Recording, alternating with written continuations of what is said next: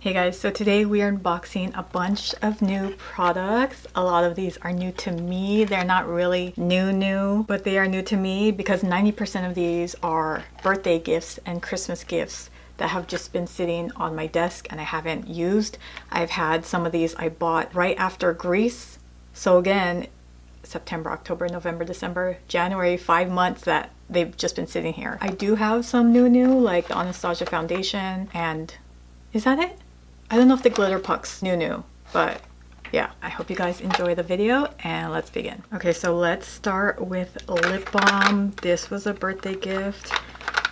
I'm debating which one to go for because the lip balm has glitter. This is the Ole Henriksen I Love Me, but there's glitter in this. And then I have the Kosas wet lip oil, which could also be kind of like a lip balm, but then again I could just switch these out at the end of the video. So let me go with the actual lip balm. I want to see if it shows any kind of glitter in there. I could swear when I saw the picture of this on Sephora, like I could see a lot of glitter, but okay, up close I can see little specks of gold glitter, but on the camera it looks, that's such a pretty color. If the Kosas lip oil doesn't work when I'm done, then I'll switch it out for this, but oh, I actually really love that. I probably wouldn't wear it for my day-to-day lip balm because of the glitter, but I have no idea where my other Ole Henriksen balm is. So that is the first birthday gift that I haven't opened yet. And now we're going with this. This was not a birthday gift. This was one of the rare things I bought for myself, and it is the Half Magic Glitterpuck. I saw this a lot in like December videos of people saying their favorite from 2025 or their favorite of December. And I was like, really? Because this is expensive. This is like 26 or 28 bucks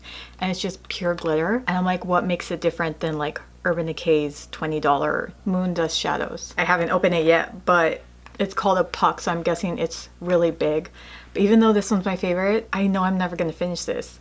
So like, who actually needs a puck of glitter unless you use this every single day for how many years? This is in the shade Dopamine Sparkle. I'm very intrigued because like every single YouTube video or TikTok I see this on, it always looks like a different shade. On some people it looks pink, some people it looks champagne, and I'm like, I need to see it for myself because I can't tell what color it is. Space Cowboy is 1.8 grams and Glitterpuck is 8.50 grams. So basically 8 times this, but maybe you need more product with this. Practically everyone who's talked about this talk about how the formula is so unique and like wet. So I'm excited for that. Holy crap, it is really big. Look at that. Okay. Ooh, there's a little container. Definitely keeping that so it doesn't go dry. Okay, so it's definitely very pink. Look at that. Look at the difference. I'm curious to see what this unique formula everyone's talking about. It feels dry. It doesn't feel wet. The Urban Decay Moonstone feels wet. This just feels like any other eyeshadow I've touched. It looks just how I expected. And first impressions, I am not impressed. I have gone through so much glitter in every form, liquid, powder, etc. Oh my gosh! Oh my gosh! Okay, that is another point that I am taking off. I haven't even put it on my eye yet. -1 for the packaging just that fell out. Oh my gosh, it's like all over my pants. Let's just do this. It looks way better on my finger versus over here. Okay, it's going on. Not as smooth as a pigment. On the camera, I cannot see the pink, and in person, it just looks like champagne and gold. It literally just looks like gold flecks, but now that I'm adding more, it's adding pink to it. So I think that's cool that with the first application, it was just gold flecks, but now that I'm adding, it does look more pink rose gold. First impressions, I personally don't see the hype. Feel like you could get this look with a ton of other brands. So many brands have something like this. I'm sorry if I'm going hard on this. It's just I expected so much more from everyone raving about it, from everyone putting this on their favorites, and I'm like, it is not worth that price. Like, it's pretty when I swatch it, but it does not translate to that color on my eyes. Like, it looks metallic on my finger, you see that? And then on my eyes, it's really glittery. So now I can see why it looked like different colors on everyone. Because if you put one layer, it looks more gold.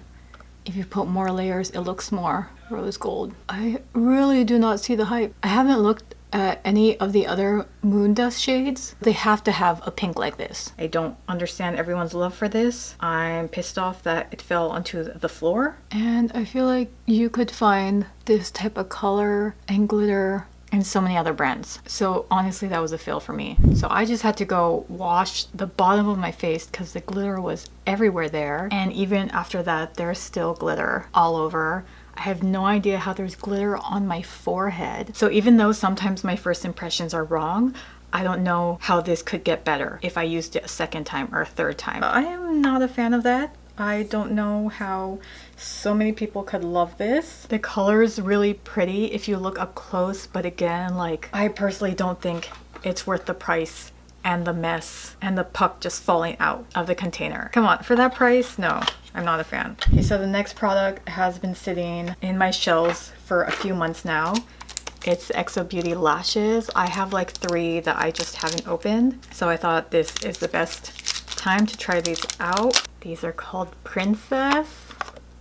The other pair I got was way too heavy and I wanted to use these because I knew my eyeshadow was going to be light. I swear I can see the glitter falling. Like while I'm looking at the camera, I can see like the gold just passing my vision. Oh my gosh. I just know this is going to suck putting these on because these poor new lashes are going to have all the glitter falling on top of them. They look very like feline. They do not look natural. I just don't understand why the front piece never can attach to my eye. Like no matter how much I angle it, how much I cut it, for some reason this front piece here never attaches. It's so annoying. Is it because like my eye is so curved here in the front? I'm not a fan of these style. My favorite lashes are xoBeauty, but I'm not a fan of these style. Just the shape of them, they look too sharp. Like it just, I feel like it doesn't fit my eyes. Okay, so I put on my Tarte Poreless Primer because this never fails me and I want to give the best chance to the new Anastasia Blurring Second Skin Matte Foundation.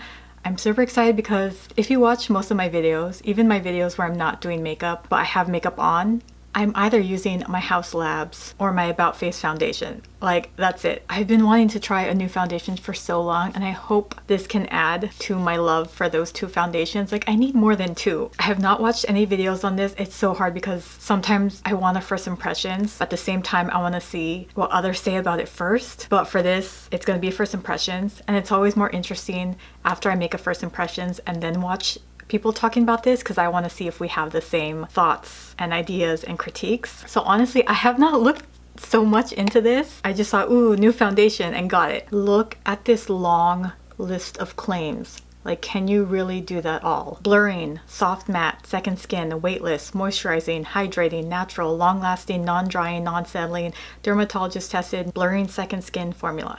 Medium to buildable coverage. Let's see how that works.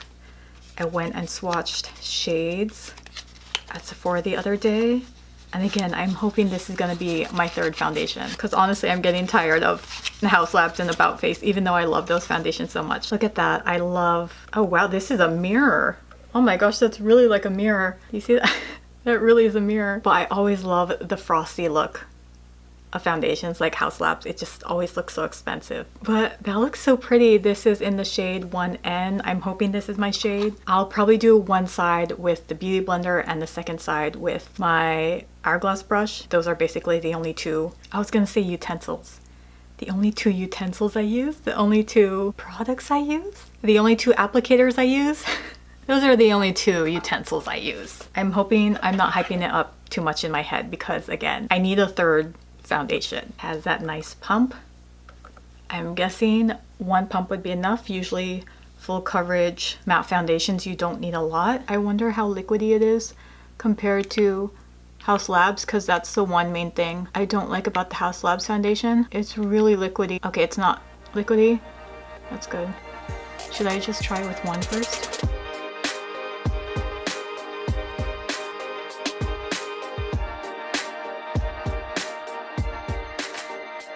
Okay, yeah, that pump was enough for 1 side, so I would be using 2 pumps with this foundation to cover my face. Already, instantly, first impressions, I'm already loving it. Even though it's full coverage, it doesn't look too heavy. It could be because of my beauty blender. So I'm very curious to see how it looks like with a brush. I actually really like that.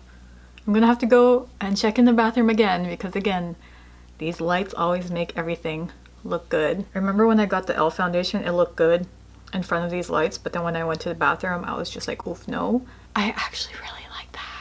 It's not building up here where a lot of my foundation builds up, which is good. It's not showing my big pores. Like I can still see my pores there, but it's not enhancing them. Like my e.l.f. foundation enhances my pores, but I get the whole second skin vibe. It does look like it's my skin. It hasn't completely taken out the redness in my skin. I want to say like 5% of my redness you could still see a little bit here. But then again, I just need to add more foundation and that will go away. But wow, I really like that. And like it's light. There are so many times when foundation gets here before my concealer, like it already starts to crease in there, but it's not doing that. I cannot stop looking at that. Okay, now let's try it with the Hourglass brush. So yeah, I like that's not as watery as the House Labs. If I pump the House Labs right here, it'll already be like dripping on my face.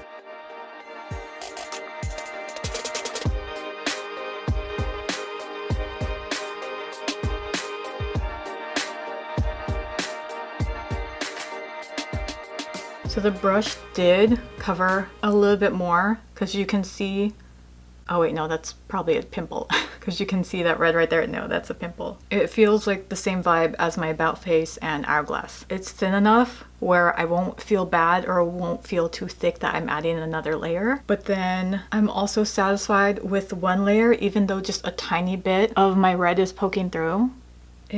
Honestly, it just looks good with whatever application you use. I have no complaints. I'm excited that I now have 3 foundations I can trust. Well, hopefully I can eventually trust this since it's only my first impressions. You want to know what's crazy? The foundation looked really good in our horrible bathroom lighting. That's wild. Nothing ever looks good in our bathroom lighting. Okay, first impressions. I'm in love with the foundation. I'm so glad I now have a third one. I have had this CoverGirl 1mm Nano pencil.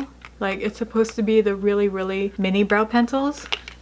Just sitting there. And I'm gonna try it on with the Kosas Airbrow Clear Lifting Treatment Gel. I got these in one of those Sephora free birthday kits. I threw away the box, but I haven't used them yet. I've been wanting this for so long. Again, it has been sitting in that container for months. Ooh, that is tiny. Okay, I'm gonna show you compared to the Brow Wiz. I feel like you can't tell no matter how much I show you up close, but that is actually really tiny compared to ABH. Oh, this is a NYX Micro Brow, same. I did try the Kosas Nano Brow, which is funny because then it would have worked really well with the gel, I'm guessing. But I didn't like it because it was too thin, which is probably what you want from a nano brow pencil. But I just remember I wasn't a big fan of it. I think mostly because I had to work too hard to fill in my brows versus a regular pen that is drawing the thinnest line. Like I'm always so nervous when I have to draw the line down here because I feel like I always accidentally make it too thick. But that first swipe gave me a really thin line. I'm satisfied with that. And for some reason it's working faster than the Kosas. I wonder if it's because more ink is coming out because it's creamier. But with that first impressions, I already instantly love it. Oh my gosh, you know what? I should have tested this out before I did the buying makeup for my younger self video, because then I would probably buy this for my younger self because it's easier to work with than the Brow Wiz. Like I can make more mistakes with this because it's so tiny. Again, I'm using the Kosas Airbrow. Okay, nothing special. There's not too much gel coming out, but I have no idea if that's because of the mini size, because there are so many makeup products when I get the sample size or the mini size when less product comes out. Like the tattoo liner, there was less ink coming out than the full size. I just know there was a few mini size products I got that didn't have the same punch and just didn't feel like the full size product. If this is how it works with the full size, I like it because it's not like a hard gel. You can have it stick up if you want. Again, I do not like that look, but something about it I actually like more than the Rare Beauty brow gel. So if I run out of this, maybe I'll try The bigger, actually no I won't because it's not tinted. This actually shows no sign of any clear gel, because like I said a million times on my videos, even with the clear gels I can see the clear gel coating my brows, but with this I see nothing. I just see my brows standing up, defying gravity, and you're not going to know that I used a gel. So yeah, I actually really like this. Okay, the only stuff I have left is this glow kit, blush, and then the Kosas lip oil. I do want to try my e.l.f. liquid bronzer again since I only used this once in my recent e.l.f. video, and that was the first impressions and I loved it as the first impressions. So I'm hoping that it wasn't just the first impressions and I actually love this. So I'm just going to use my Rare Beauty brush because a lot of my other brushes are dirty.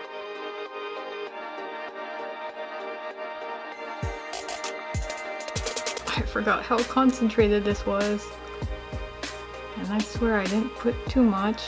I don't know why on the camera it always looks like so sharp and there's so much product, but in the mirror it looks like there's barely anything there.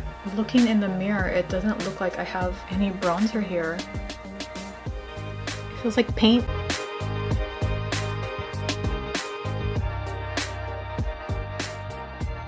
It's not as easy to work with compared to my Say and Makeup by Mario because they do blend into very natural, but since this is so concentrated it takes more effort to blend it out and it's thicker than those. See, and that's what usually turns me off from liquid products like Rare Beauty's liquid blush and this, because you can very accidentally go overboard when you don't mean to. So I mean, I still like it, it's just harder for me to work with versus my other liquid bronzers. It's not a love or a hate vibe. With blush, my favorite cream blush, I got this for my birthday in Fire Coral. I'm gonna have to be really careful because I know this is kind of like a red and it's gonna be way more intense than my favorite pink from Honest Beauty. I just noticed, like, I think it was last month where they said they're ending these and I was just like, how dare you, that's my favorite cream blush. But I don't need to buy a second one. It's gonna take me forever to finish my favorite blush, so it's not like I needed to stock up, but that made me so sad because I feel like these are so popular.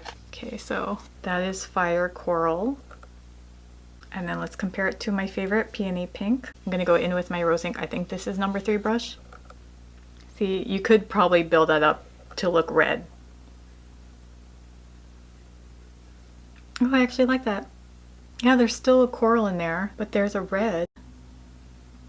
And I'm shocked that I actually really like that red. And of course it's blending out beautifully, which is why I love it. Ah, I love that color. Okay, now we're gonna go in with another birthday present, Charlotte Tilbury's Iconic Blush and Glow Kit. I'm gonna be using the highlighter because I obviously already used a blush. And this is probably what I'm gonna start needing from Charlotte Tilbury is the travel size, because I've had a full size of my highlighter for an extremely long time, so this is probably what I needed. This is in the shade Pillow Talk. Oh, it looks more rose gold. Well, duh, if it's called Pillow Talk, but that's supposed to be a highlighter. I always thought that my favorite highlighter, I'm gonna have to go grab it because I forgot what it's called. I always thought that highlighter was a rose gold, but this looks way more rose gold compared to that one. And this is another thing I hate about this packaging, because it just, you waste so much. I have to take away the excess so it doesn't just spill everywhere. I am running out of brushes, so I'm just gonna use my Hot and Flashy concealer brush.